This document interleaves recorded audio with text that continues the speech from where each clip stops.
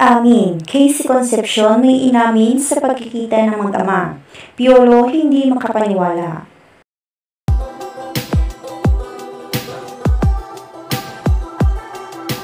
Emosyonal at maluha-luha ng kunan ng isang panayam si Casey Concepcion matapos ang nakakaiyak na pagkikita nila ni Piolo Pascual at anak nito kay Casey Concepcion, kung saan inagbigay ito ng salubin matapos ang nakakaiyak na pagkikita ng mag-ama.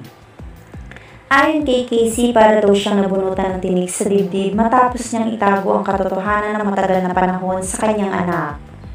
Ayon pa sa kanya, sobrang hirap na raw siyang itago pa ang katotohanan habang lumalaki ang kanyang anak. Dahil habang lumilipas nga raw ang mga araw, palagi na itong nagtatanong kung sino nga ba ang totoong ama niya.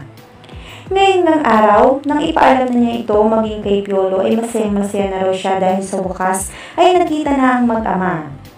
Dagdag pa niya, sobrang excited nga raw ang kanyang anak noon na muling makapiling ang kanyang ama.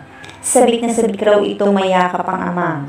Hindi raw naging madali para kay Casey ang ginawa niyang ito, ngunit alang-alang sa anak ay handa niyang gawin ang lahat.